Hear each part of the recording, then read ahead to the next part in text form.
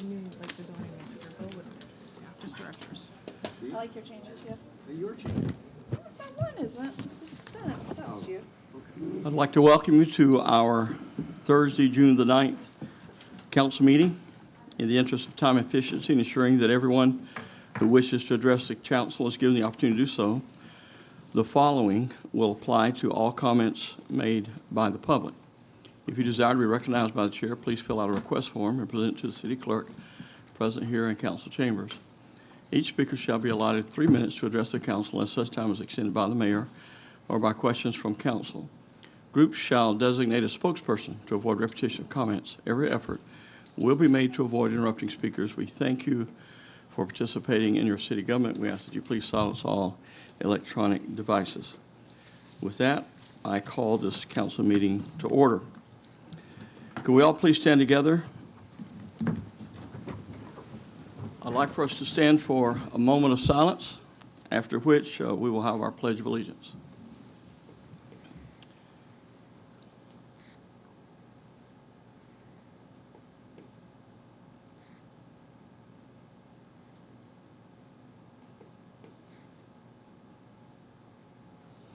Thank you. Could you please join me in the pledge? I pledge allegiance to the flag of the United States of America and to the republic for which it stands, one nation, under God, indivisible, with liberty and justice for all.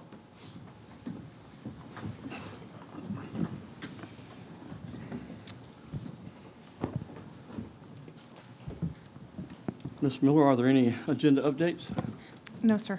All right, thank you very much. There are no presentations in tonight's agenda, which brings us to our citizens forum. Roll call. Roll call.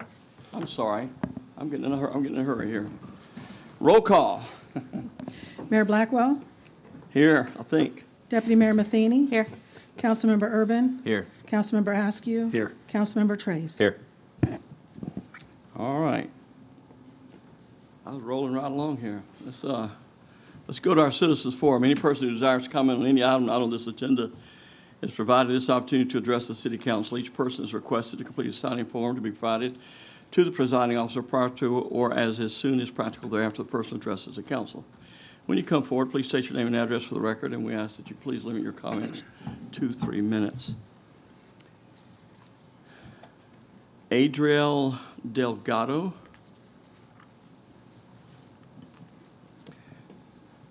If you'll please step forward and share your name and address again. Good afternoon. My name is Adriel Delgado. My address is 5678 Western Sun Drive, San Carlos, Florida, 34771. I'm sorry for my English, so my English is not very good. No worries. So it's not necessarily me. So I don't know. It's the problems for my property line. My backyard for my neighbor is the name is James Long. I know necessarily me to stay here, so me unsure is my backyard. So now the problem is escalated. The last 2 days, this is the big problem for the court enforcement. I got the letter for my permit for the swimming pool. The swimming pool is the vinyl. So I got the measure for the close of the 2 fence.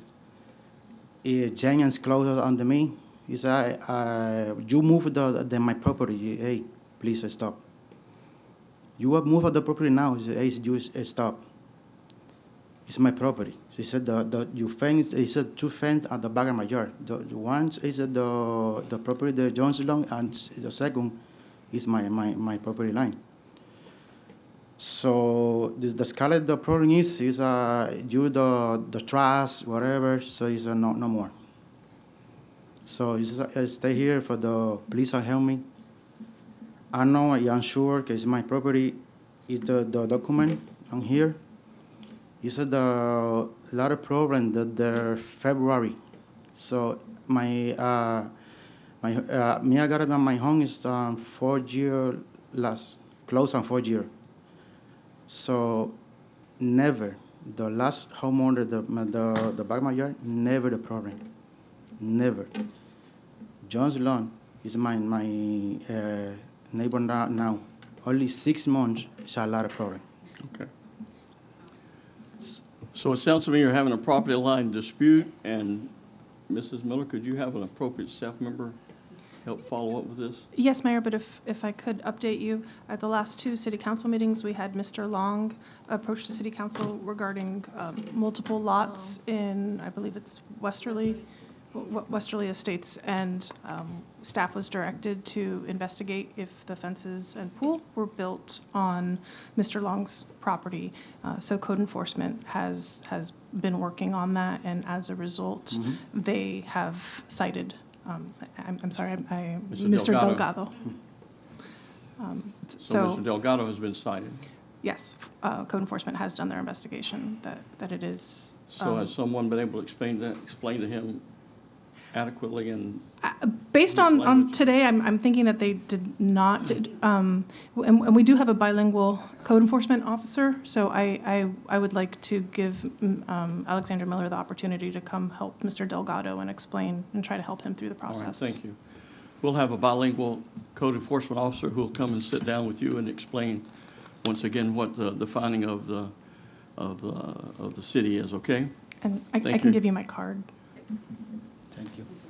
This is, I got the picture here, the 2011. I understand that's, we'll let someone who can answer that question for you. We can't solve that, all right? Yeah. Thank you very much. Thank you. Thank you. Mr. David Meisner?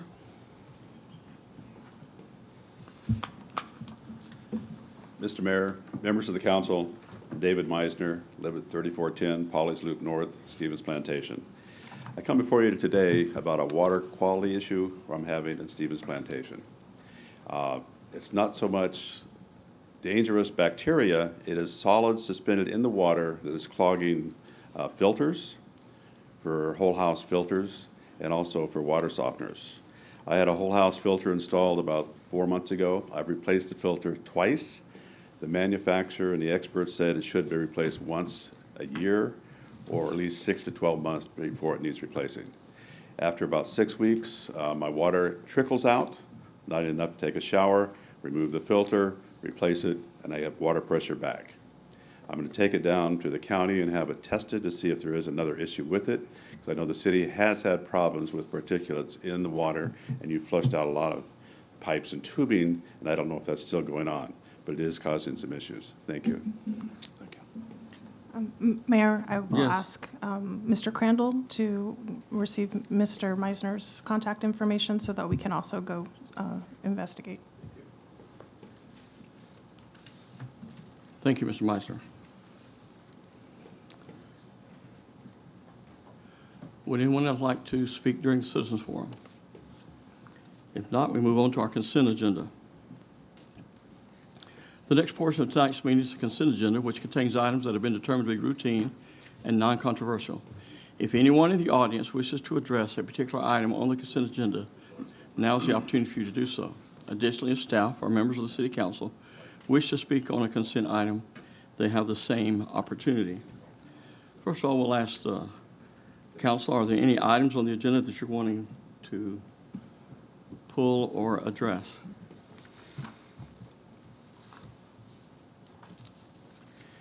If not, is there anyone in the audience that would like to speak to any item on the consent agenda? Motion to approve the consent agenda? Second. Okay, I want to make sure I didn't have someone signed up here. Nope, sorry. We have a motion from Councilmember Trace, second from Councilmember Matheny for the approval of the consent agenda. Madam Clerk, will you please call the roll? Councilmember Urban? Aye. Councilmember Askew? Aye. Councilmember Trace? Aye. Deputy Mayor Matheny? Aye. Mayor Blackwell? Aye. Motion carries 5-0. That brings us to public hearings. Madam Clerk, could you please read items 1, 2, and 3? Final public hearing for ordinance number 2022-27, an ordinance of the City Council of the City of St. Cloud, Florida to annex into the City of St. Cloud approximately 6.44 acres identified as Tohoqua, located south of Neptune Road, west of Florida Turnpike, north of Twin Oaks Conservation Area, and east of Macy Islands Road, in accordance with the voluntary annexation provision of Chapter 171.044 Florida statutes. Final public hearing for ordinance number 2022-28, an ordinance of the City Council of the City of St. Cloud, Florida, assigning a future land use designation of mixed use to approximately 6.44 acres identified as Tohoqua, located south of Neptune Road, west of Florida Turnpike, north of Twin Oaks Conservation Area, and west of Macy Island Road, providing for amending the official future land use map of the comprehensive plan, filing of the Planning Commission, recommendation and proof of publication, suburbility, and effective date. Final public hearing for ordinance number 2022-29, an ordinance of the City Council of the City of St. Cloud, Florida, providing for the zoning amendment of the zoning map of the Land Development Code of the City of St. Cloud, Florida, specifically change the zoning designation of approximately 6.44 acres identified as Tohoqua from A, agriculture county, to a mixed-use city zoning designation with a mixed-use future land use designation adopted by ordinance number 2022-28, generally located south of Neptune Road, west of Florida Turnpike, north of Twin Oaks Conservation Area, and east of Macy Island Road, providing for entering the designation on the official zoning map, filing of the Planning Commission recommendation, and proof of publication, suburbility, and effective date. Good evening, Dagmary Segarra, Planning Manager. This is the second reading for the annexation comprehensive plan amendment and zoning map amendment for the properties located south of Neptune Road, west of Florida Turnpike, north of Twin Oaks Conservation Area, and east of Macy Island Road. The property in question tonight is 6.44 acres inside. In regards to the annexation, the properties are contiguous and reasonable compact, and they're adjacent to the city limits. The existing county future land use designation is mixed use, and existing county zoning is also mixed use. As I mentioned before, the existing is mixed use county, and the proposed is mixed use city. And the existing zoning MXD county to the proposed zoning mixed-use city. The development is compatible with the surrounding areas, and the facilities are not adverse to impact the city facilities. This is the future land use map and zoning map. The properties in questions are the ones highlighted on the map. They are surrounded to the Tohoqua concept plan, and they will be part of that as well. As you can see in the circles indicated, those are the areas that are going to be incorporated, that they are already part of the East Lake Tahoe element, and they're going to be part of the development of concept plan for Tohoqua. It meets the growth management strategic goal. DRC recommended approval, Planning Commission recommended approval. You heard this item on May 26th and recommended approval, and it is staff recommendation to request approval of all three items. The applicant is here if you have any questions, and I'll be happy to answer any questions. You go to the next item. Have you covered them all? Yeah, they will. Staff recommends approval of the annexation ordinance 2022-27, comprehensive plan amendment ordinance 2022-28, and zoning map amendment ordinance number 2022-29. Thank you. Is the applicant here, would like to speak to this?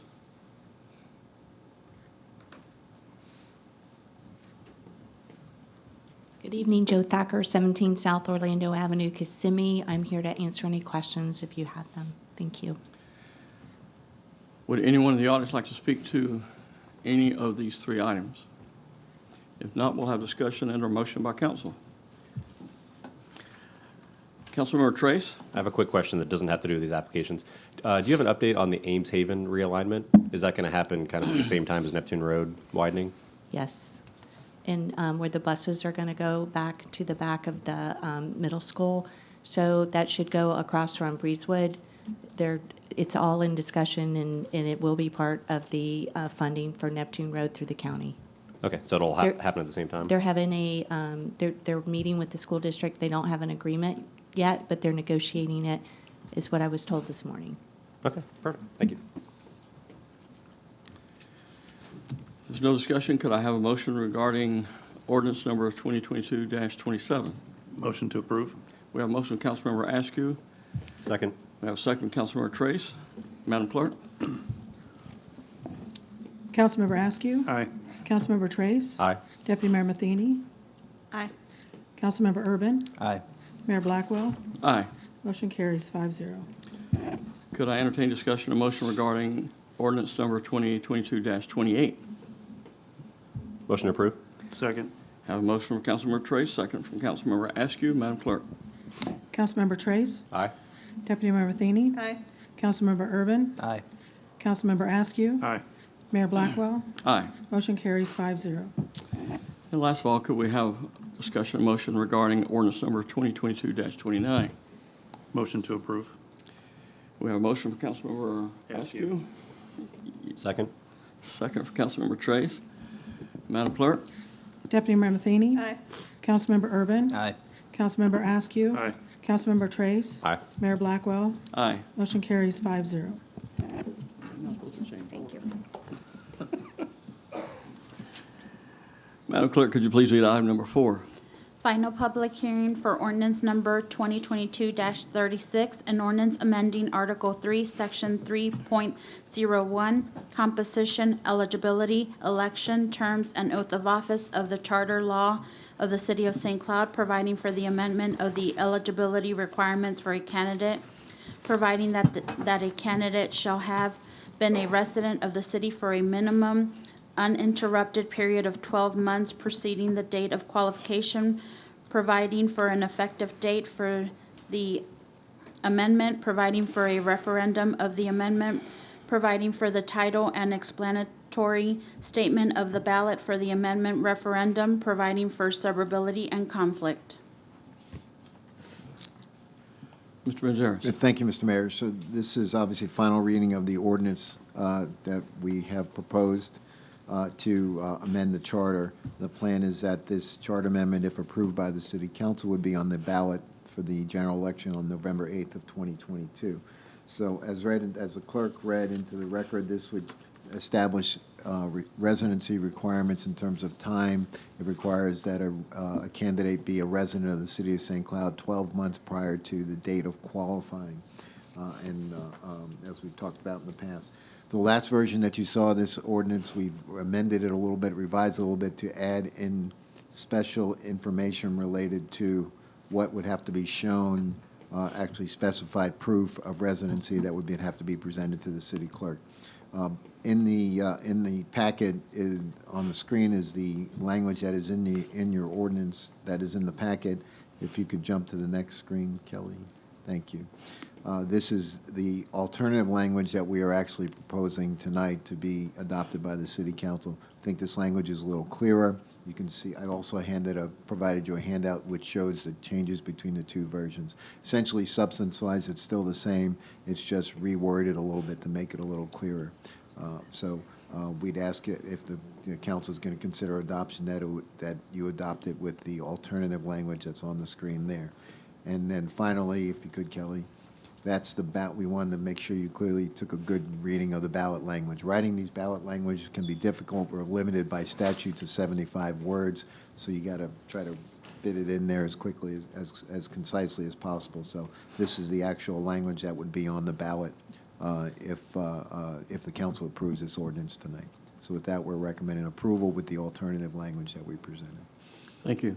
Would anyone in the audience like to speak to this item? Mr. Messner, David Messner. Thanks, sir. Meisner. Meissner. Mr. Mayor, members of the council, thank you for the opportunity to address this. I oppose this. I read it. I understand it. The city has been in business since 1909 to present. Has there been a problem with this? If not a problem, why are we doing this? I question it. The last sentence on what I have says basically the 5 members of the council will decide who can run against them. I question that. I question the legality and constitutionality of that. And please, Mr. Manzares, if you would take a look at the last sentence, the city council shall be sole judge of the elections, returns, and qualification of its own members. So basically, 3 members that are running for election this November will also be able to tell who is running against them and check their qualifications. I question the need for it. Has there been a problem since 1909? It's a question for the city attorney, please. I'd like an answer. Mr. Manzares. With regard to the judge of qualifications, that is language that is set forth in the charter, has been in the charter since the inception of the city's charter. The city council is a municipality under home rule authority. The city council has the ultimate authority to decide everything that happens in the city with regard to the government, including the election. So that is pretty standard language, and it is supported by the Constitution, the Florida Constitution, specifically the Florida home rule provisions of that. With regard to whether this has been an issue, there hasn't been an issue that is raised to the level of the city council. There have been some issues in the past regarding residency of candidates, and this would just provide this as basically an extra step if needed to establish residency, as well as provide for the minimum requirement prior to qualifying. Thank you. Thank you, Mr. Manzares. I appreciate the explanation. I still oppose this. I don't see the need for the change at this time. Thank you. Thank you, Mr. Messner. Anyone else in the audience like to speak to this item? If not, we'll have discussion or motion by council. Councilmember Matheny. Thank you. So, Mr. Manzares, the screen that the staff person went through has something different than what's on this paper, so which one is the right No, the screen, version? it has the same, what's on that paper is the same that was on the screen. It's not. It's not? Or there's a sorry. typo between one of the two. If you look at under eligibility, 3 rows up from the bottom, I think there's like, it says candidates may also submit documentation that shows their intention to be a bona fide resident, and there's some strike-throughs. You're see that? looking at where, yes, Qualifications B. yes. So it says THEIR, shows their bona fide resident at the qualifying address. Yes. But on the screen, it says residence, bona fide residence. Yeah, it's a typo in the So, form they handed so out. one of them is right. Right, so what we're recommending is on the sheet that was handed out, Uh-huh. under where it says alternative, which shows that the language would be, that shows their bona fide residence at their qualifying address. But it says resident. Not in if you look at the second one on the Oh, bottom. okay, that's your alternative. Yes. Okay, Yeah, so there was a typo in the first one, you're correct. okay, But that, when we're recommending, we'd say residence. okay. And then let me check one more thing, because I saw. Okay, so then the second thing that caught my attention was it says, other verifiable documentation that shows their, THEIR, bona fide residence. Okay, that makes sense now, because I thought, okay.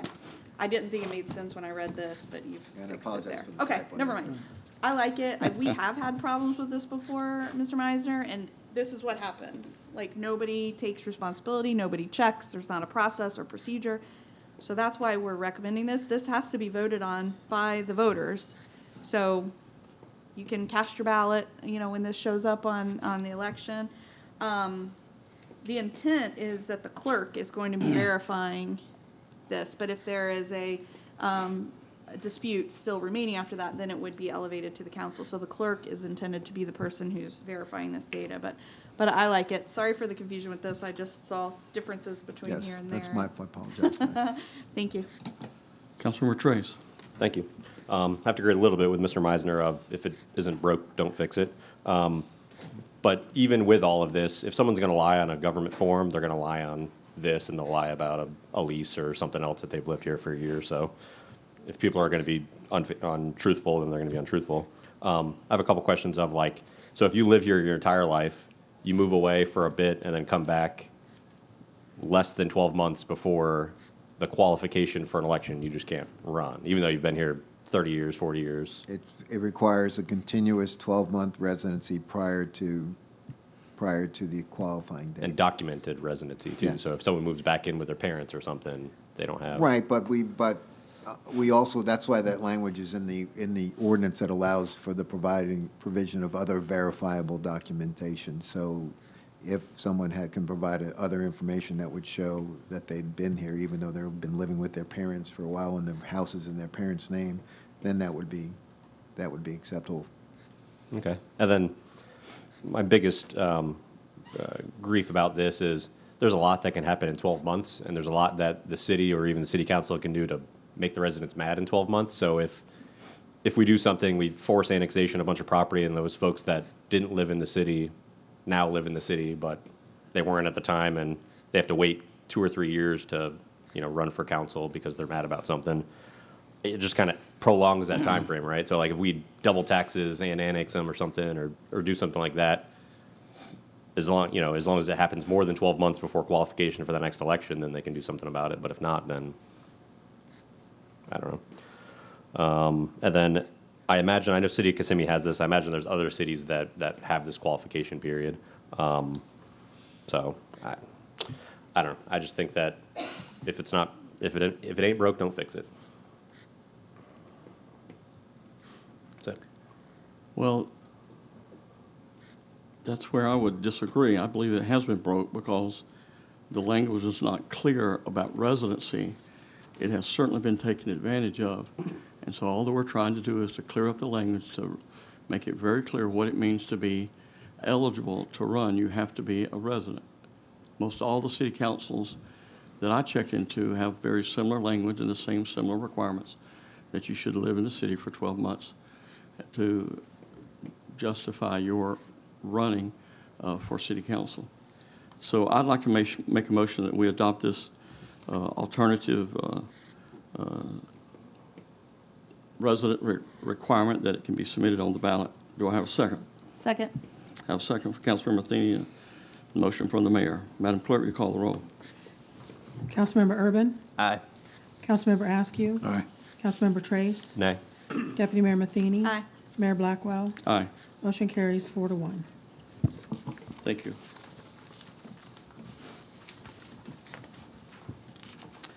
Madam Clerk, will you read item number 5? First public hearing for ordinance number 2022-41, an ordinance of the City Council of the City of St. Cloud, Florida, extending the temporary moratorium imposed by ordinance number 2022-19 for an additional 90 days, finding that the provision contained in section 3B of ordinance number 2022-19 have been met, and extension is necessary in the best interest of the City of St. Cloud, providing for severability, conflicts, and effective date. Good evening, Melissa Dunklin, Community Development Director. The request before you is to extend the temporary moratorium for the communication towers. As you can recall, on February 24th, you approved an ordinance to enter into a 90-day moratorium, and staff is requesting a 90-day extension in order to, excuse me, in order to continue to compile our research and put together a draft to bring back to you in its full form. So, as I said, staff is requesting approval of ordinance 20-22-41 for the extension of the 90-day cell phone tower moratorium. Thank you. Would anyone in the audience like to speak to this item? If not, we'll have discussion. Motion by Councilmember Matheny. Thank you. So just wanted to know, are those planning contracts in place yet? As far as I understand, they are not. No, we're still working on getting those. So what do we need to do to expedite that? We should have them in place by early next week. Okay, wonderful. I don't have any objection to the extension, and I'll make a motion to approve. We have a motion from Councilmember Matheny. Do I have a second? Second. Second, Councilmember Askew. Madam Clerk, call the roll. Councilmember Askew. Aye. Councilmember Trace. Aye. Deputy Mayor Matheny. Aye. Councilmember Urban. Aye. Mayor Blackwell. Aye. Motion carries 5-0. Thank you. Brings us to item number 6, Madam Clerk. First public hearing for resolution number 2022-070R, a resolution of the City Council of the City of St. Cloud, Florida, adopting the fiscal year 2022 annual action plan for the Community Development Block Grant Program, providing for conflict and providing for an effective date. Good evening, Mayor and Councilman. Wendy Colazzo, Finance Director. Today's resolution, 2022-070R. This is for the adoption of the 2022 Annual Action Plan. Just to give you some history and background on this yearly exercise that you've done since 2019, when the City of St. Cloud became an entitlement of the Community Development Block Grant, which is esteemed known as the CDBG. Obviously, this grant was awarded to the city by HUD, the Department of Housing and Urban Development, and its primary objective, obviously, was to develop viable urban communities, providing decent housing, suitable living, and economic opportunities for people specifically in LMI or low moderate income categories. Okay, they've been a participant, like I said, since 2019. We are under, HUD, the federal circular A133 and Circular 887, and then also 2 CFR, Part 200. This part right here, as we move forward, is going to be the approval of the consolidated plan. The CDBG is administered through the consolidated plan, shortly and administratively known as the CON plan, and then it's managed through HUD, and we manage that and report that to HUD through the IDIS system, which is known as the Integrated Disbursement and Information System. This CON plan and all its action plans, your Alpha Papas, that's our AAPs, help grantees like ourselves determine those activities and organizations that we're going to use for the funds awarded. The CON plan overall is 5 years in length and describes the community needs, resources, all of its priorities, and the proposed activities to be undertaken. The annual action plan in front of you and submitted through this resolution is going to be submitted to HUD once adoption comes through every year in consolidation with the 5-year CON plan, as I explained. The AAP describes specifically what we are planning to do with the funding allocated for the 2022 year. In reference to our budget, that is the 2022-2023 fiscal year. Our resources for the CDBG allocation of 2022 was $357,697. Of those, the priorities that came into play for the action plan and taken through the needs assessment was a community development strategy. These are needs that are set to improve community facilities, any infrastructure, public services, and quality of life overall in the city of St. Cloud. We also have housing strategy needs. These are needs for affordable, decent, safe, sanitary housing for home buyers, homeowners, and renters. And then, of course, the economic development piece of it. These are needs to increase employment, self-sufficiency, education, and technical training for the residents of St. Cloud. Our goals listed for the 2022 action plan are CD1 and 2. These are goals related to community facilities, infrastructure. That means for low, moderate income, this will roughly benefit 7,660 of the St. Cloud people or residents. In CD3, our next goal will hit public services. This will be 150 LMI people or youths. So we do some of the Parks and Rec camps are funded through this. HS-4 is the housing rehab. We will focus on code enforcement. This affects mostly about 100 LMI households. And finally, ED2 development. It's 50 jobs created and/or retained, which will be the focus on the 2022 goals. Outlined in front of you is the proposed projects to achieve those goals. Through that, we do CDBG and have allocated $70,000, which is the threshold that we're allowed to administer for administration of the program itself. Public facilities and infrastructure, $157,697. Public services, $30,000 allocated. Housing programs, $30,000 as well. And finally, economic development, Project 70,000, a total of 357,697, which is the allocation for the city of St. Cloud in 2022. We have a citizen participation process that you're aware of. Citizens, of course, have the opportunity to participate in the development of the plan. If there are any needs that we have not identified or they would like identified, they could come during this public comment period, which opened up on May 26, 2022, and then we will officially seal and close on June 26, 2022. This is public hearing June 9th, 2022 for the City Council and your adoption and review. You are getting the draft AAAP. Location for this to be viewed for those resident comments and viewing is at the Community Development Department office, as well as https://stcloud.org/5-community-development. And any written comments can be made to the grants administrator that is located in conjunction with the Community Development Office in the Finance Department, and that is Erin Burnett at eburnett@stcloud.org. Finally, after the adoption of, and if it is adopted this year for the 2022, it will be submitted to HUD through the IDIS system on or before August 16th, 2022, as is the deadline and schedule. Staff is recommending approval of this resolution, 2022-070R, and are requesting the same such approval from the council for resolution 2022-070R. And that is it for me. Thank you, Ms. Collazo. Got it. Would anyone in the audience like to speak to this item? If not, there'll be discussion and a motion by council. Motion to approve.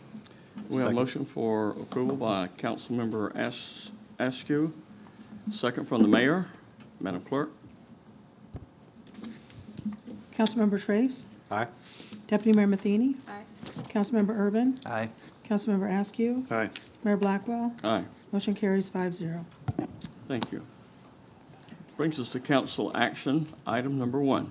Resolution number 2022-141R, a resolution of the City Council of the City of St. Cloud approving the settlement agreement with resolving pending matters in the dispute entitled Waste Connections of Osceola County LLC, formerly known as Omni Waste of Osceola LLC versus the City of St. Cloud et al., to include the payment of the city of $2,480,000 and the amendment of the leachate disposal agreement, the leachate storage and disposal facility lease, and the waste disposal agreement between the parties, extending the terms of these agreements to June 10, 2032, authorizing the mayor to execute the settlement agreement, the agreement amendments, and the mutual release on behalf of the city, further authorizing the city manager to execute all other documents necessary to complete the settlement and providing an effective date.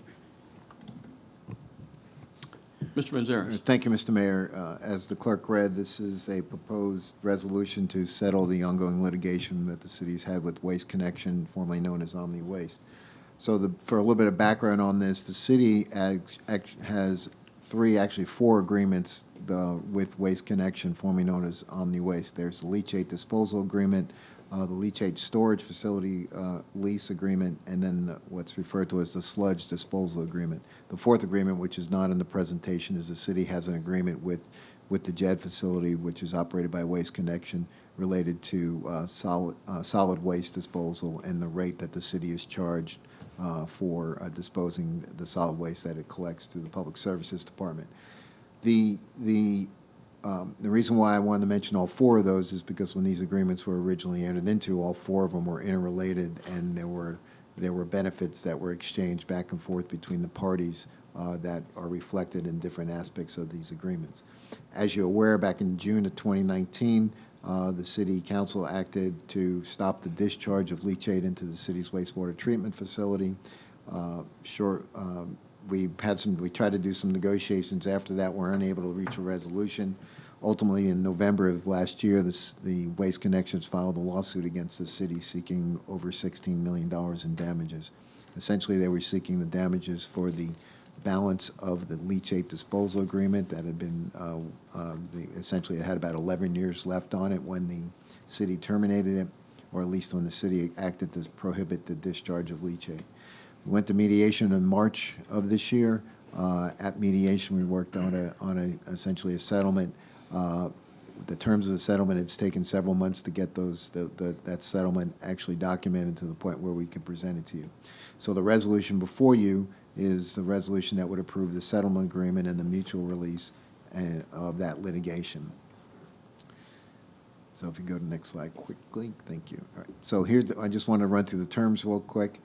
Again, in response to their demand for $16 million at mediation, we met with through the mediator, and the city staff is recommending that this matter be resolved for the payment of $2,480,000 to Waste Connection, which is essentially their damages for the period of time when they were not able to put leachate into the city system and had to use alternative sites. The proposed settlement also includes the extension of the leachate disposal agreement. It's currently set to expire in April 22nd of 2029, and the agreement would be reinstated and then would extend until June of 2032.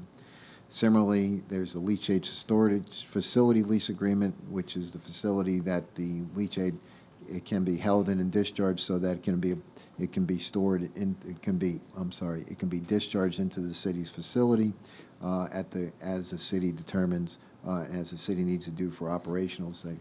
That lease agreement would also be extended until June of 2032. And finally, the sludge disposal agreement, which is the byproduct that is generated from the city's treatment of its through the sewer system. That sludge disposal agreement, which was set to expire in June of 2024, would also be extended at the same rate that Waste Connections is currently charging the city for that until June of 2032.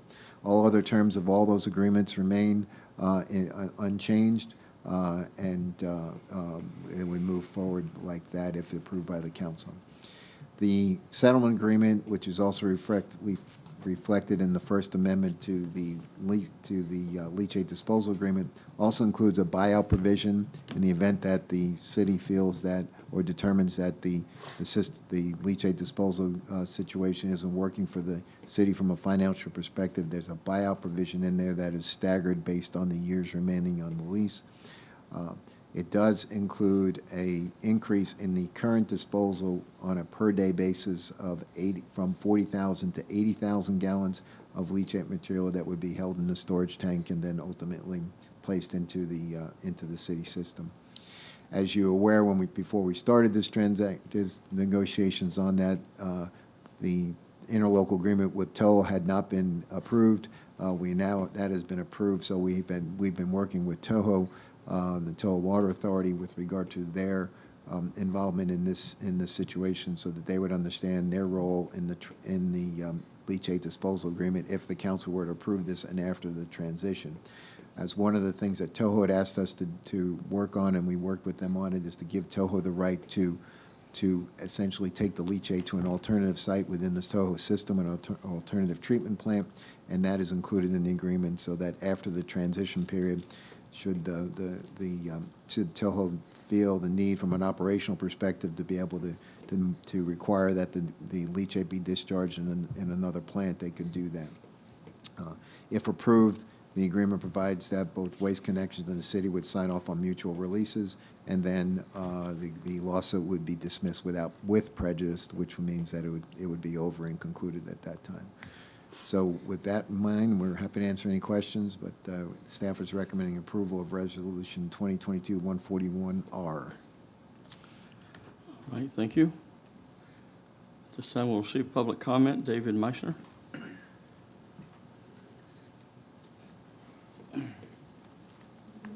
Members of the council, Mr. Mayor, David Meissner, I live in Stevens Plantation. I'm a little outraged over this.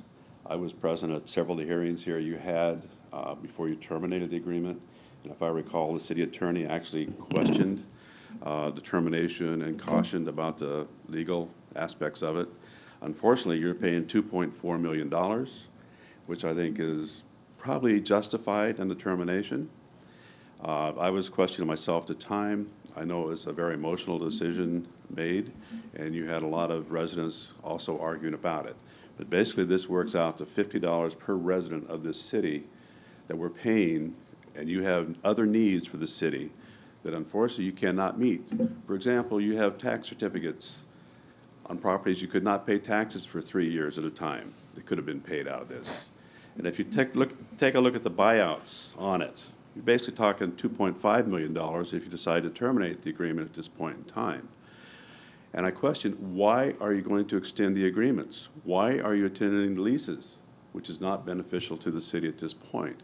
I question the fiscal responsibility of the council on this, because that money could have been put to better use. Thank you for your time. Thank you. Mr. Manzarek? And just one comment on the use of it. The funds, as you're in your agenda package, are coming out of the city's existing water and sewer fund, so they can only be used for expenditures related to the water and sewer accounts. So those funds could not be used to pay any other expenditures or expenses related to the city. Thank you for that clarification. Would anyone else in the audience like to speak to this item?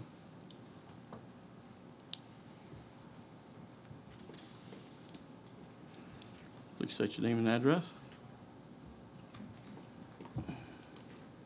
Darren Davis, Hickory Tree Road.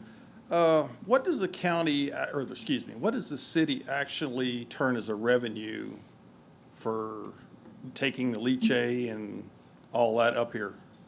Is there a profit for the city? Do you have any other comments? Any other questions? Finish your comments and Well, I'm just asking a question. Is the leachate that's going in the sewer system, is it more dangerous than the sewer that we've already got in there? As far as chemicals, heavy metals, poisons, pharmaceutical drugs, whatever. And another question is, if we're hauling our sludge from the city of St. Cloud to the dump to dispose of it, then they're turning around and put what flows into the leachate back in it and bringing it back up here. Does that really make sense?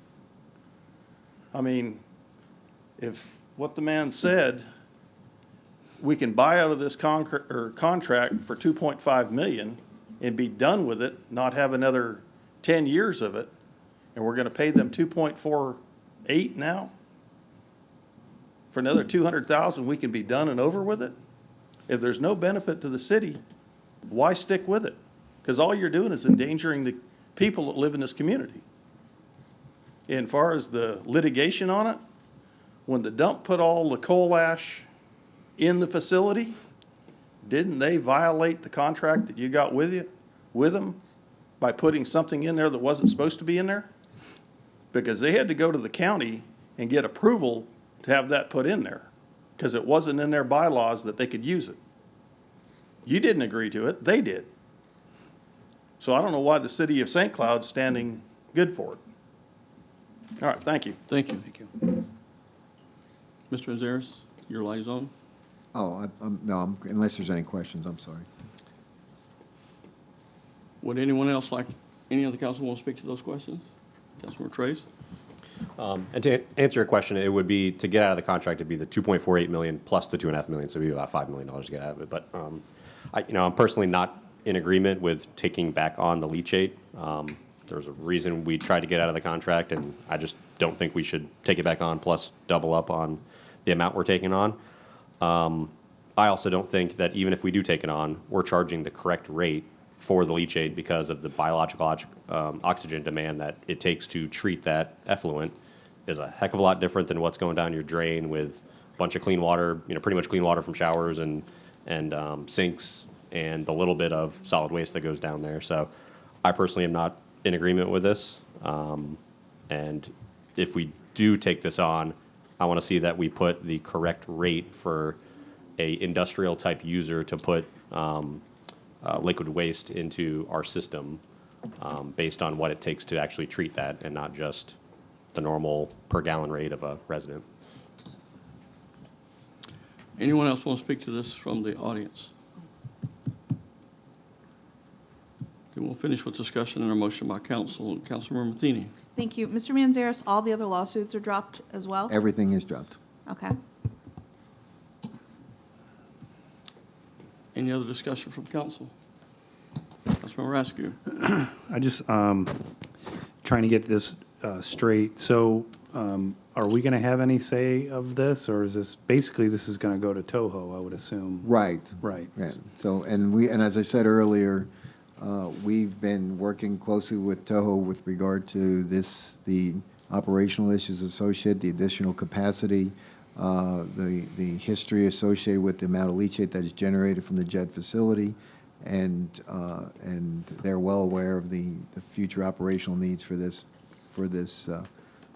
if the city were to approve this settlement the way it is. So we wouldn't be getting any money off this from, once Toho takes over, this Yes, is no that's longer? correct. Correct. The least, as you know, the leachate disposal rate requires them to pay it, and all that money would be paid, those funds would be paid to Toho after the transition.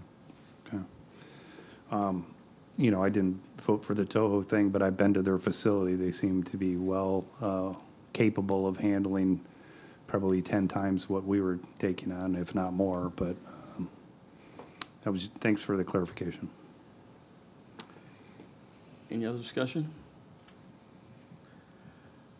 Well, this is certainly one of our chapters that we are frustrated with, but we certainly, I believe we need to move on, and I would like to make a motion that we approve this action and put this behind us and move on. Do I have a second? I'll second it. Madam Clerk, you call the roll. Deputy Mayor Matheny? No. Councilmember Urban? Aye. Councilmember Askew? Aye. Councilmember Trace? Nay. Mayor Blackwell? Aye. Motion carries 3-2. Brings us to item number 2, Madam Clerk. Discussion and possible action regarding the request for a reduction of lien for repeat violations of code enforcement cases, case number 2020-1087, case number 2020-1371, case number 2020-1826, case number 2021-1016, and case number 2022-176. The property address for this case is 1106 Oregon Avenue, St. Cloud, Florida. Mr. Manzares. So the item before you is to address these 1, 2, 3, 4, 5 code enforcement liens that are existing on this property. They're essentially related to, as I understand, to tall grass and weeds that exist on the property for a period of time. The total liens total in excess of $50,000, which is why they're before you for consideration today. The city received a request from the owner of the property for a reduction or release of the fines. And I apologize, Kelly, can you go to the next slide, please? Yeah. So the matter was reviewed by the city staff, code enforcement staff, and the respondent asked that the fines be reduced to $891.38, which is essentially the administrative costs on each of the 5 cases. And the city manager reviewed it, and the city manager is recommended that the fine be reduced to $9,605.13 from $58,056. As under your policy, it was presented to the special magistrate, the code enforcement special magistrate, and he agreed with the recommendation of the city manager that the lien be reduced to $9,605.13. And that's what. Thank you. Is the owner here? Would he like to speak to this? If not, we'll have discussion and a motion by council, or I believe we have public comment. Mr. Meissner. You going to speak to this, or are you going to speak to both at the same time? I'll speak to both at the same time, Thank you, please. sir.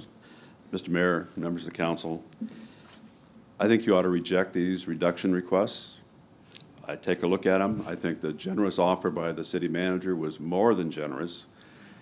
The city expended funds. The taxpayers of this city are paying for those funds. You had to handle this for several years going, and I don't think you ought to reduce it any further than the actual costs that the city has incurred. Thank you. Thank you. Would anyone else in the audience like to speak to this settlement? If not, we'll have discussion and motion by council. Councilmember Matheny. Thank you. the actual costs are $891, just, and so the conversation is about the $9,600 that the counteroffer, and I'm gonna make a motion to approve the counteroffer from the city manager and the magistrate. I feel like this is a builder. It's, you know, a lot of times we get extenuating circumstances, we're getting that in the next item, but this is a builder who wasn't mowing, and, you know, I feel like 9,600 is a reasonable answer. Thank you. We have a motion. Do I have a second? Second. Second, Councilmember Askew, motion from Councilmember Matheny. Do we want to find out if this is the applicant? They're not. No, they're not, okay. Okay. Yeah, I'd already asked that. Well, two folks just walked in, sorry. All right. Councilmember Urban? Aye. Councilmember Askew? Aye. Councilmember Trace? Aye. Deputy Mayor Matheny? Aye. Mayor Blackwell? Aye. Motion carries 5-0. Item number 3. Discussion and possible action regarding the request for a reduction of lien for code enforcement case number 2020-1186. The property address for this case is 1710 Turner Avenue, St. Cloud, Florida. Mr. Mazeris. Thank you. Again, this is another request to reduce an existing lien. This lien results from a accessory structure that was placed on the property without a permit. It stayed in, obviously, the lien accrued to $123,000 plus the administrative costs of $227.70. It took a while to bring the property into compliance. We did receive a request from an attorney that was working with the property owner. This, as we understand it, this property is part of the Habitat for Humanity projects, and that's why that we've been reached to work on a reduction of the lien. They had requested that the fine be reduced to 0. The city manager looked at it and reviewed it and recommended that the fine be reduced to $1,222.70, given the special circumstances associated with this matter, and staff is recommending that to you tonight. Thank you.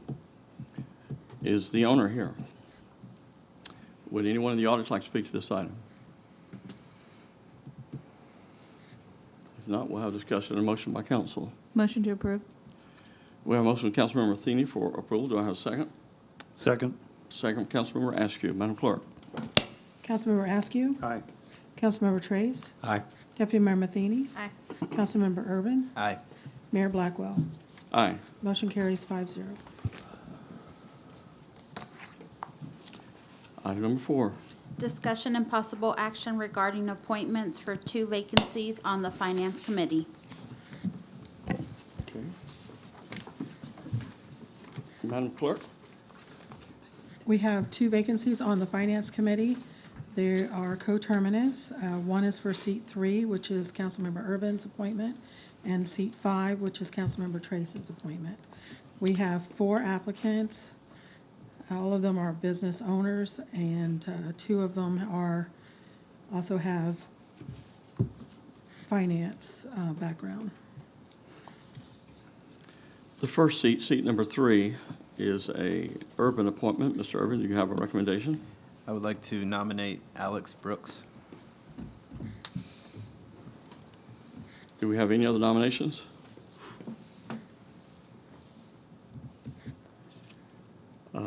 Do we need a second? Second. Councilmember Trace? And if we want to do a slate, I can make a nomination as well for 5, if you want to. Why don't you just go ahead and do that too then? Okay, I'd make a nomination for Selena Iglesias. And we have a nomination for seat number 5, Selena Iglesias. Second. And we have a second from Councilmember Askew. Motion from Mr. Trace. Do we have any discussion? Madam Clerk, will you please call the roll? Councilmember Trace? Aye. Deputy Mayor Matheny? Aye. Councilmember Urban? Aye. Councilmember Askew? Aye. Mayor Blackwell? Aye. Motion carries 5-0. Mr. Manzares, you're next on the agenda. I do not have anything, Mr. Mayor. Thank you. Our current city manager, Ms. Miller. I do have something, thank you. City Hall will be closed on Monday, June 20th in observance of the Juneteenth holiday, which is June 19th. Juneteenth is a federal holiday in the United States commemorating the emancipation of enslaved African Americans. Also, on June 19th, we want to wish all of our fathers a happy Father's Day. I would also like to inform the council that we are hiring back dispatcher Connie Yates, who recently retired. Due to a shortage of dispatchers and a lack of qualified applicants, we are waiving the city policy requiring a one-year waiting period before rehire. She will be working part-time. Thank you very much. Councilman Urban. I don't have anything this evening. Thank you, Mayor. Councilmember Matheny. I have two things, but they're quick. First, I would like to say welcome to Mr. DeVries. His first day was yesterday? Monday. So he's our new zoning manager, coming over. I've worked with Mr. DeVries for many years, so it's a great addition to city staff. Secondly, I got a request, and I guess I should have run this past Mr. Manzares before the meeting, but I didn't. But I got a request from Eric Larson. I think most of us know Mr. Larson, owning Prescriptions Unlimited. He has made application to join the Florida Board of Pharmacy, and he had asked if the city council would write a letter of recommendation on his behalf. Is that allowable to do? I think he can ask you individually to do that. Individually? I think it would be better to do it that way, because then I don't know how Okay. well. Well, if any of you feel so inclined to write a letter of recommendation to Mr. Larson, I mean, we all know how wonderful he was to the city of St. Cloud during COVID, going above and beyond, providing, gloves, masks, all kinds of stuff, vaccinations, everything during COVID. So if any of you feel so inclined, he would like to have a letter of recommendation from you. I feel so inclined. He's Yes. certainly deserving. And I have kind of an example that I'll send to Ms. Miller. Maybe she can distribute like what a typical letter kind of looks like. And then that's it for me. Thank you, Councilmember Matheny. Councilmember Trace. Thank you. Nothing tonight. Councilmember Askew. Thank you, Mayor. I'm good. Thank you. And I do not have anything new to add either. Brings us to our information section, report section. Friday, Saturday, and Sunday, June 10, 11, and 12, will be the Institute for Elected Officials in Jacksonville. Thursday, June 16th, will be a City Council workshop at 3 p.m. here in City Hall Council Chambers. As you've already heard, our offices here will be closed Monday, June the 20th, in observance of Juneteenth. Thursday, June the 23rd, will be a historic preservation meeting, 5:30, here in City Hall Council Chambers. Thursday, June the 23rd, will be our next City Council meeting at 6:30, or immediately following our historic preservation meeting, also here in Council Chambers. Would like to make you aware that there is available for your review, the warrant list number 13. I too would like to say Happy Father's Day to all of you on June the 19th, for whom it is so appropriate. With that, there is no other items. We are adjourned. Thank you. I was going to say,